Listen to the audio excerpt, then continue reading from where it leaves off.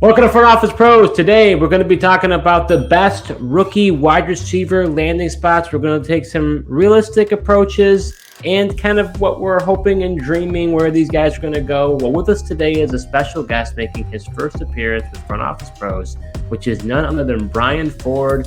Brian works for Going for Two and co-hosts the Dynasty Fever podcast. Brian, thanks so much for joining the show today. Thanks for having me. Really appreciate it. Looking forward to talking some of these wide receivers and spraying all my Xavier Worthy propaganda at you. Hike! I'm excited about this Xavier Worthy propaganda. This will be maybe I should have him jump to number one, but we're going to start with the number one guy for most people, which is wide receiver Marvin Harrison Jr. Joe, what do you think is the best realistic fit for him? Yeah, I'm going to put Marvin Harrison Jr. on the Arizona Cardinals, who really just don't have much at the wide receiver position. You know, they've got Michael Wilson, who they drafted last year, Greg Dortch, obviously no more Hollywood Brown, and Rondell, no Rondell Moore on the roster either. So they really need a boost in talent in that wide receiver room, get some pieces around Kyler Murray. So I like Marvin Harrison Jr. going to the Arizona Cardinals. I mean, my first choice would probably be, to agree there with Joe with Arizona. But let's say, for example, Arizona's, going to be trading back with Minnesota or something like that, right? Or is in that slot where somebody's going to trade in to get a quarterback or the Chargers do something different at 5, like trade back or, take Joe Alt, something like that, right? The Giants need an outside receiver. All their wide receivers are not really outside boundary guys. And, as much as, there's questions at quarterback and, what are they doing besides Devin Singletary, a running back, et cetera? Is Darren Waller retired? They need an outside guy, and he will get peppered with targets if he's there. So I think that might be an alternative to Arizona. Yeah. I like that spot, Brian. I'm gonna stick with Joe. I'm gonna go with the Arizona Cardinals as well. I think at the end of the day, Marvin Harrison Jr. is landing spot proof at this point. I think wherever he goes, I think he's gonna excel. Other than maybe the Patriots, I think the Patriots might be the only one that would scare me if he goes to the Patriots. But other than that, I think I'd be okay. And when you evaluate his game, honestly, I don't know about you guys. I don't see a flaw in his game. Like you said, Brian, he's a big body wide receiver. He's got great route running ability, strong contested catch rate. If I had to knock him in any way, I don't think he has that breakaway speed. He's not a yak guy. There's some other really good yak guys in this class. I think, for Marvin Harrison to pair up with Kyler Murray, we saw what DeAndre Hopkins was able to do, with Kyler Murray during his tenure with the Cardinals. It was only 1 year than when he started getting injured, but Hopkins ranked 4th in PPR. So I would think that Marvin Harrison could do really well in Dynasty if he goes over to the Cardinals. For sure. Absolutely. All right, let's go to the next guy. Wide receiver Malik Nabers. Joe, what would be your preferred landing spot for him? Yeah, my preferred landing spot for Nabers is going to be with the Los Angeles Chargers, as much as I hate that as a Broncos fan. I'd like to see him pair up with Justin Herbert. Obviously, no Keenan Allen there. They released Mike Williams as well. They have guys like Josh Palmer, Quentin Johnson, who they drafted last year. But Nabers is just will provide something different for them in terms of with what he can do after the catch and use his athleticism. And we know, Harbaugh's not a heavy pass guy, but just see him kind of being utilized in that Deebo Samuel way where, you can just hit him on a quick, short little slant, but this guy could house it potentially. My first inclination would be to agree there. If we're looking at 1, 2, 3, 4, 5, is gonna have some combination of some quarterbacks, right? Marvin Harrison, team trading up, maybe Joe Alt, although he's probably gonna go 7 to the Titans. And I'm looking at Malik Nabers, and this was honestly one of the harder ones for me to look at, because it's like, okay, I'll give Marvin to Arizona. I really like the Chargers. I just don't know what the team is going to be, if they're going to really be picking a wide receiver that high. I don't know if that's really the vibe that's going to be happening with Harbaugh there. They might trade back to add picks, build from the trenches, that sort of thing. I agree. Like, of the plausible spots in the top, 7 or 8 or whatever, I think I would choose the Chargers. But what about the Jets?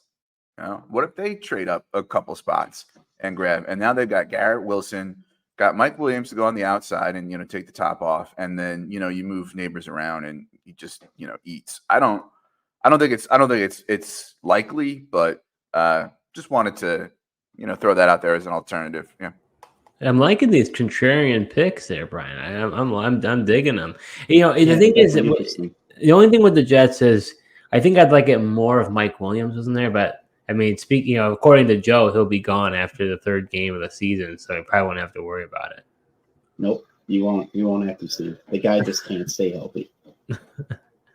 Would that concern you at all, Brian? That is there too many mouths to feed in that situation in New York? I don't know. I think we always have this thing. Is it too many mouths to feed, or is it the pie's going to be bigger anyway? So your 20% slice of a bigger pie is bigger than somebody's 25% slice of a smaller pie. I think the coaches, Breece Hall, Aaron Rodgers, people are improving offensive line. We're going to be competent enough, to have a very good offense, or at least an above average offense, right? And then that's an offense you want a piece of. Then you want a guy, an ascending star like Malik Nabers in that offense. Who a Nabers Garrett Wilson pair. I mean, that's that makes my pants tight, right? And Mike Williams, his guaranteed money is maybe 1 year there, right? And then, like you said, he'll jump up for a ball and land on his back, and who knows? So. And then therefore, if they're not taking Bowers, you're looking at Conklin and Ruckert, as your tight end. So is there a lot of competition there? I don't know. Like I said, it's not likely. I just wanted to spice it up instead of just agreeing with the Chargers. Yeah. I don't know if you heard there, Brian, but you did say we. Maybe the New York Jets fandom is coming back. No, that was clearly a mistake. That was, I don't know how old y'all are, but I'm born in '78. I'm 46. So I grew up watching the NFL draft when it was first on ESPN, and it was at Radio City Music Hall every year, no matter what. And the Jets fans up in the balcony booing every bad pick. I mean, there's a reason that there's a famous YouTube video of NFL draft blunders, right? Like it's what they do. Jeff Lageman, Kyle Brady, Blair Thomas, Johnny Mitchell, it's what they do. And no, I'm not going back to that. No. I just say you said a we there, so I was like, oh, I had to call that out. So for me, I'm going to stick with Joe again here. This is chalk, but I'm going to go with the Chargers. I got to say, I did waffle about this. The thing about Nabers for me is he's a very explosive prospect. I think he's a game changer when he has the ball in his hands. Obviously, there's a lot of vacated targets because Keenan Allen and Mike Williams are no longer there. But my concern with him is based on Harbaugh's coaching philosophy. How many targets are we truly expecting him to get? It's going to be a more run-oriented offense. I think the thing that kept me with Nabers there is I believe that Nabers, over any other receiver in this class, I think he can do less with more. So at that point, it's I don't think it's going to hinder him that much because of that yak ability. So for me, I think, the pass, it might not be a very heavy pass volume offense, but he will be the guy. And I think he'll get enough targets that he can do well with them. Do you mean he's going to do more with less? I think that's right. Less is more. Exactly. You're right. He'll do more with less. That's what I meant to say. Not do less with more. Correct. Yeah, Joe. Yeah. Thank you very much for that. No problem. I was thinking about that. I was like, pretty sure he's saying less targets, but he can do more with it with his dynamic playmaking ability. So I think with the first two guys, it might have been chalk. I'm expecting some variety here amongst the three of us going forward here. So how about wide receiver Rome Odunze? What is your preferred landing spot for him? Yeah, I'm going to say for Rome Odunze, the Chicago Bears. Hearing them say they're going to stick at 9, presumably taking Caleb Williams with the number 1 overall pick. They got DJ Moore, Keenan Allen, but Keenan Allen's only going to be there for 1 year. Why not add Rome Odunze, kind of that succession plan? to Keenan Allen. Also, don't know how much longer DJ Moore is honestly going to be with Chicago as well. So I think adding in a rookie wide receiver there that you know is going to be on that 4-year contract would ultimately make a lot of sense. All right, I'm gonna keep it spicy again. I guess, right? Like I agree, Chicago's a logical landing spot, but like let's say Ryan Poles says, I only got 4 draft picks now, right? And he trades out of 9 to add capital, right? We like the Chargers, I think, for him. I there is, although he's on the outside more than he is inside, there's a lot of Keenan Allen to his game. But if we're giving Malik Nabers to the Chargers already, the Giants need an outside guy, like I said before. Like, so I think he'd be a perfect fit for the Giants, right? What if Las Vegas trades up a couple spots to get him? They don't do this whole nonsense Michael Penix stuff, in my opinion. I think they have an out in Devontae Adams' contract after this year, if I'm reading it right on Spotrac. And, you know, Matt Harmon compared Rome Odunze to Devontae Adams, so there's a lot of Devontae Adams in his game. So, you know, like, what about that for a spicy landing spot? Yeah. Very, very spicy. That's interesting. I think Raiders are not on my radar there. I guess I'm sticking with chalk with Joe. I'm going with the Bears.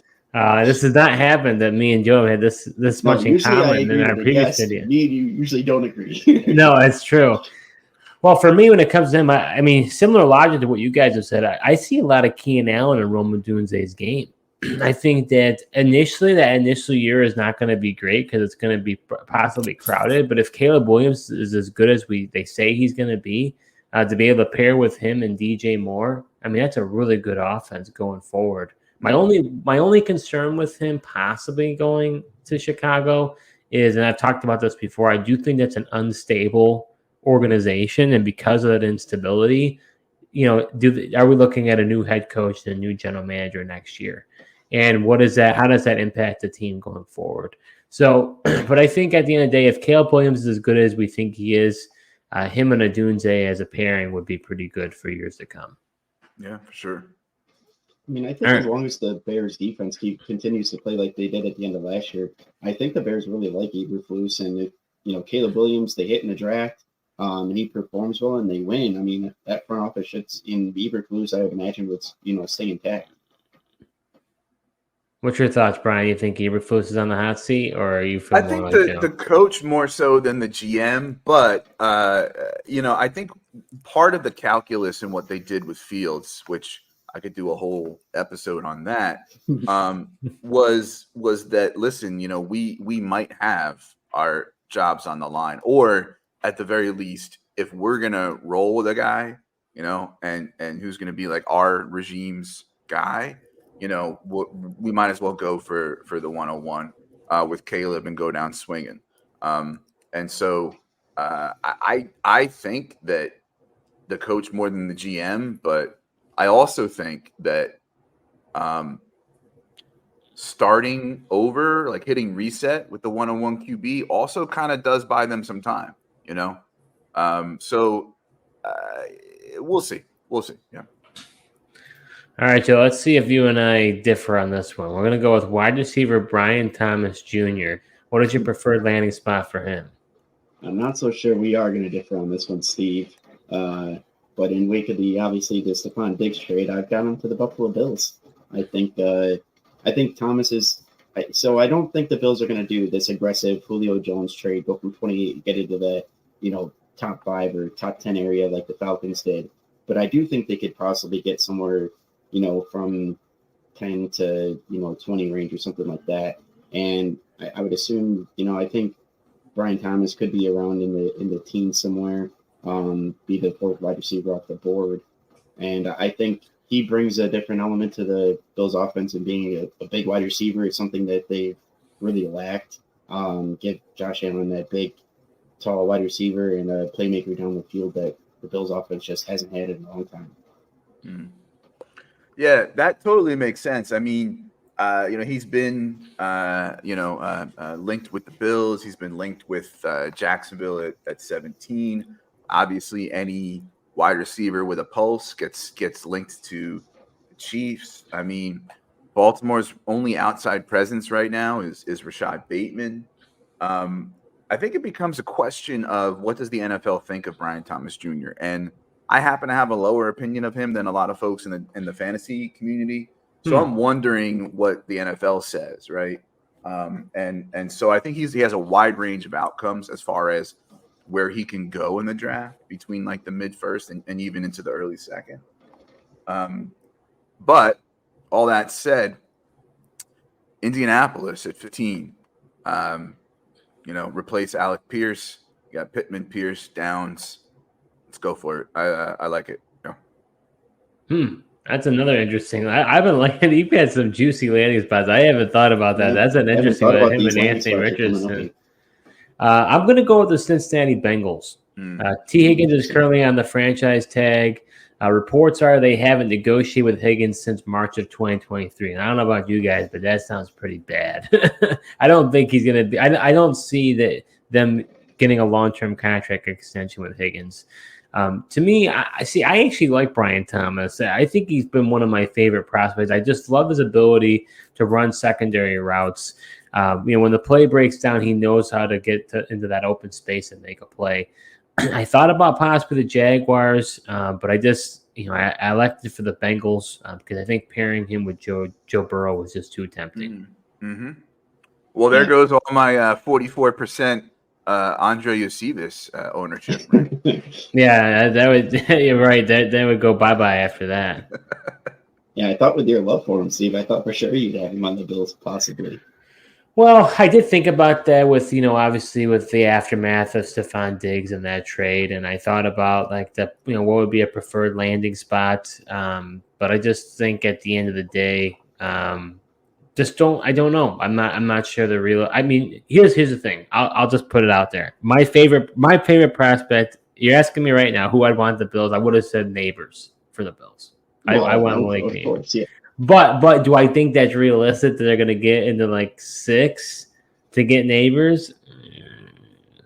So I don't know. That's we could talk. I could keep talking about that. But I thought about Brian Thomas for the Bills as well, but I opted not to do it. But let's go to Xavier Worthy.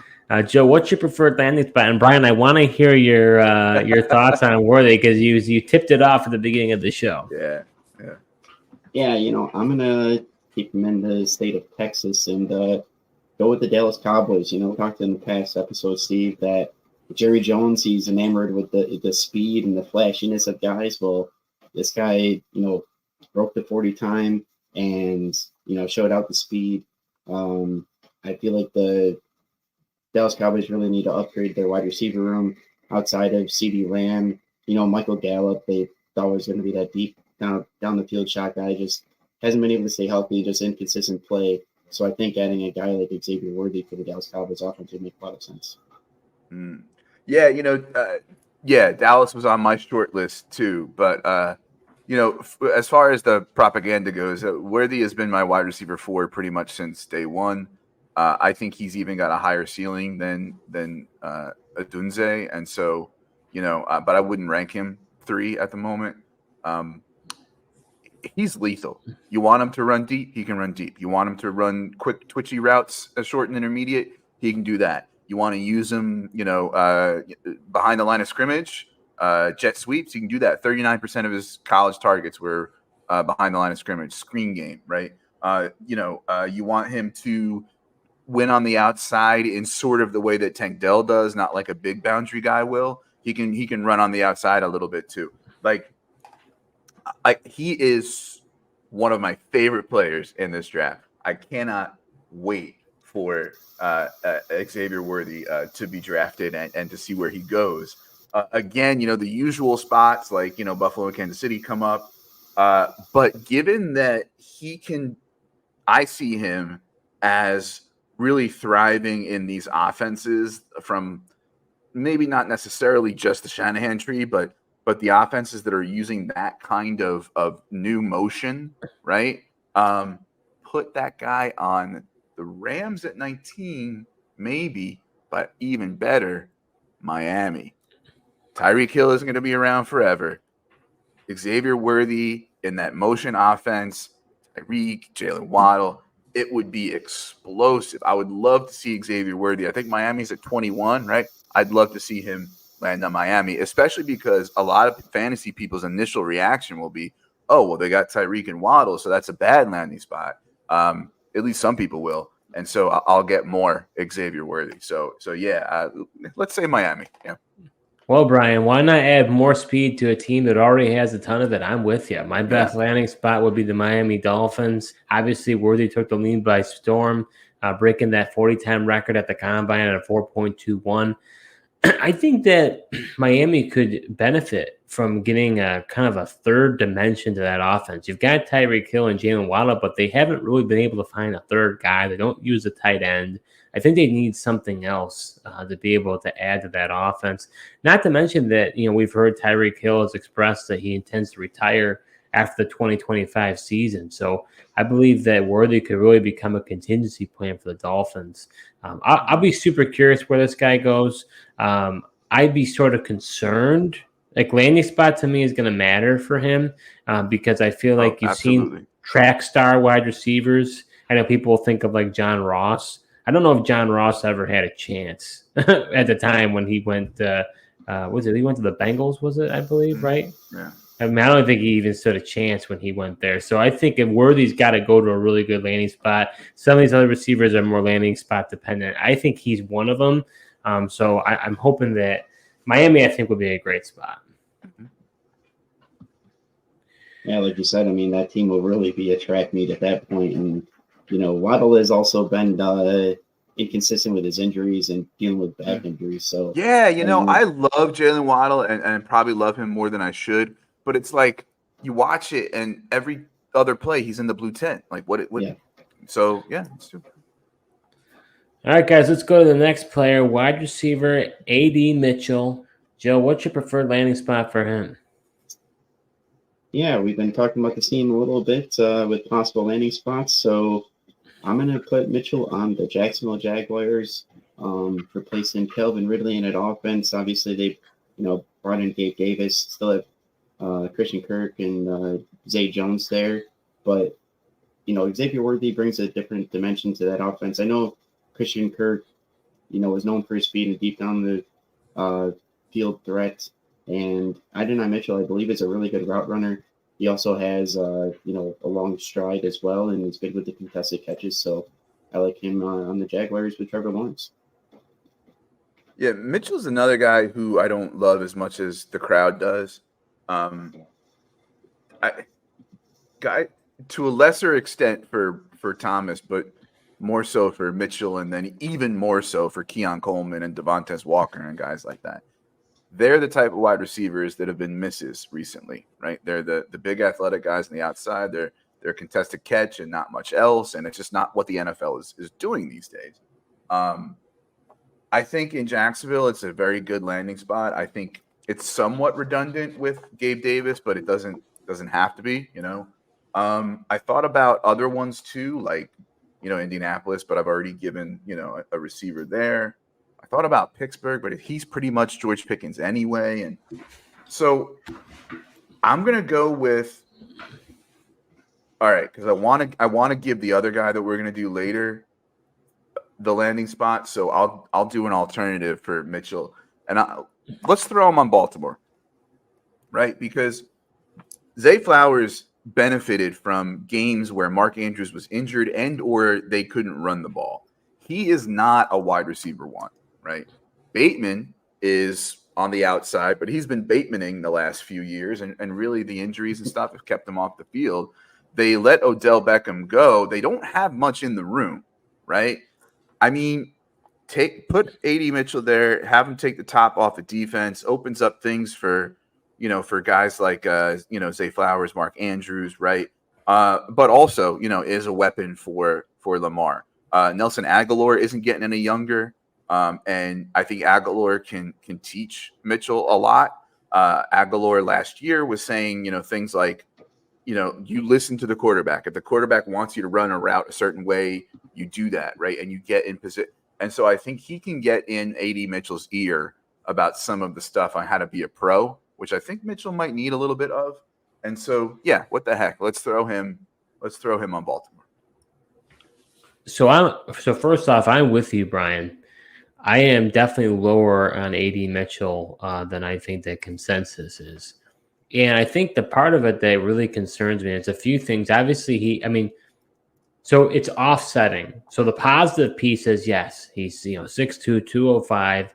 He had 4.34 40-yard dash. So I mean, this guy for his size is fast, and that's positive. So like the athletic aspect or component of his game, that's appealing. But he gives up on plays, and he didn't have a lot of production in college. So to me, it's like, he's a projection of what we think he's going to be. So my preferred landing spot for him for Dynasty Fantasy Football is going to be the Buffalo Bills. I don't want the Bills to take him. I would be upset if we. I mean, upset's a strong word. I would be disappointed if we took AD Mitchell. But in my view, I think the Bills are the best landing spot that a receiver could go to in this entire draft. I mean, with Stephon Diggs no longer on the team, it's a huge gaping hole, for the wide receiver one. I don't think he's going to fit Joe Brady's scheme because Joe Brady loves behind the line of scrimmage guys. I got to tell you, I was like, when you mentioned that about Xavier Worthy, I'm like, maybe he'll go to the Bills. But honestly, I just I think he would. I think from a dynasty standpoint, what do you guys think? I mean, if Adonai Mitchell goes to the Bills, I feel like he shoots up dynasty drafts. I mean, he's already pretty high. I mean, if you have, let's say, hypothetically, right? Let's say you have Marvin Harrison going to the Patriots, and you've got AD Mitchell going to the Bills. Do you think some people would consider taking AD Mitchell over Marvin Harrison, or there's no way? I think that's a bit of a stretch, even with those landing spots. But I do think if AD Mitchell lands on the Bills, he's gonna get inflation. Kind of like we've seen with people going to the Chiefs and stuff. And I'm gonna be selling a lot of 109s and 110s and 111s if AD Mitchell goes to the Bills. Yeah. Yeah, I agree. I think the Marvin Harrison is a stretch there, Steve, but there's no denying his value would go up. I think, especially, filling that Stephon Diggs role and the gaping hole that the Bills have in the wide receiver room, there's no doubt that it would rise. I just don't think it'd be that, meteoric rise to over a guy like Marvin Harrison Jr. Would it be different if I said Nabers to the Patriots or like a Odunze going to like a really bad spot? Maybe a Odunze, because I think people have some concerns about him. And depending on where he goes, I could see that, but definitely not Marvin Harrison Jr. and Nabers, I don't think. Yeah, I think that's a pretty safe bet, yeah. All right, guys, let's go to our last player, wide receiver Ladd McConkey. Joe, what's your preferred landing spot for him? Yeah, I put Ladd McConkey with the Kansas City Chiefs. This guy, you know how much I like Ladd McConkey, Steve, just from a route running standpoint. The guy just creates so much separation, especially on those out routes. And, the Kansas City Chiefs really have struggled to find, a wide receiver they can rely on between catching it and the, crisp route running. Rasheed Rice emerged, but, they could use somebody else besides, Travis Kelce, Rasheed Rice in that offense. And, I think putting McConkey with the Chiefs and Mahomes would make a lot of sense. Yeah, I mean, the Hollywood Brown omission is egregious slander, and I won't stand for it. But I'm just kidding. So, one of the reasons I put Mitchell to Baltimore is I wanted to save KC for Ladd. I think that's a good spot. I think he'll do what people wanted Sky Moore to do and more. I think he'll do probably a lot of what Rasheed Rice has done in the NFL and did in college, which was not what he does in the NFL right now, as good or better than Rasheed Rice. But to spice it up and not agree and not have the same landing, I'm going to say the Rams, team I mentioned before. Not because he's Cooper Kupp. Like I wrote an article about Ladd McConkey. I made sure I didn't put any white guys in the comps. Like but he can take on that role eventually and also win a little bit on the outside. I think depending on the week and depending on the cornerbacks they're playing, he can do a little flanker, not just the slot, right? He was more outside in college than he will be in the NFL. But I think if you're saying, okay, we don't know how many years Cooper Kupp has left, McConkey, I think, kind of takes the mantle there. But also, they can feed all of them, right? I mean, they had 2 years or whatever, where they had Woods, Cooks, and Cup all together, right? And I think they all finished in the top 24 or something. So it's not a stretch. So I mean, I'd love to see a guy like Sean McVay, figure out what he can do with Ladd McConkey. Yeah.